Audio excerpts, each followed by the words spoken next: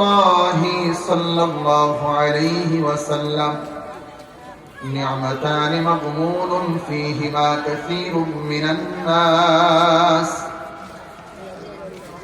দুইটা নিয়ামত এমন, এই দুই নিয়ামতের ব্যাপারে মানুষ গাফেল, উদাসীন। এই দুই নিয়ামতের ব্যাপারে মানুষ গাফেল, উদাসীন। এই দুই নিয়ামতকে মানুষ মূল্যায়ন করে না, কদর করে না।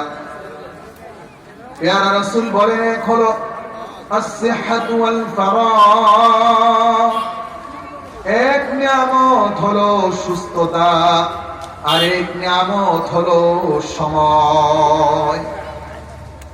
সময় ফুরিয়ে যাচ্ছে, মনে রাখবেন নদীর স্রোত এবং সময় কোনদিন কারো জন্য অপেক্ষা করে না।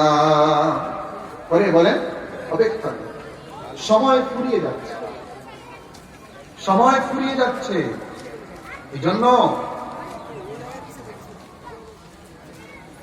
আজকে 29 তারিখ, আগামীকাল 30 তারিখ, এর পরের দিনই 31 তারিখ, 31st নাইট। এই রাতটা পৃথিবীর মানুষগুলো দুইটা ভাগে বিভক্ত হয়ে যায়। এক শ্রেণীর মানুষ এ রাতে আল্লাহ তাআলার নাফরমানিতে লিপ্ত হয়ে যায়। আরেক শ্রেণীর মানুষ যারা আল্লাহ তাআলার পেয়ারা বান্দা, ওনারা এই সময়টাতে নাফরমানিতে লিপ্ত হয় না। ওনারা এই সময়টাতে আল্লাহ তাআলার দরবারে দুহাত তুলে কান্নাকাটি করতে থাকে, বলতে থাকে, হায় আল্লাহ, হায়াতে জিন্দেগীর একটি বছর চলে যাচ্ছে, কেটে গেছে একটি বছর, কত গুনাহ, কত কিছু করেছি, আপনার নাফরমানিতে সারাটি বছর আমার কেটেছে। ওগো আল্লাহ, আমার জিন্দেগীর সমস্ত গুনাহগুলো মাফ করে দেন। ঠিক কিনা বলেন বন্ধুরা আমার?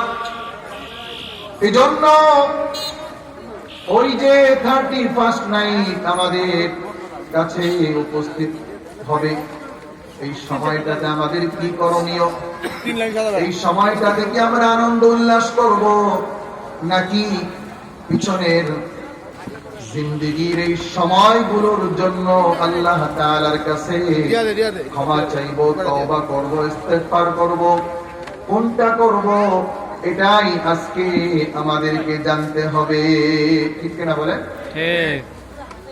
এজন্যই আমি আপনাদের সামনে আয়াত তেলাওয়াত করেছি। আল্লাহ রাব্বুল আলামিন বলেছেন, ইয়া আইয়ুহাল্লাযীনা আমানু তুবু ইলাল্লাহ। আল্লাহ রাব্বুল আলামিন বলেছেন,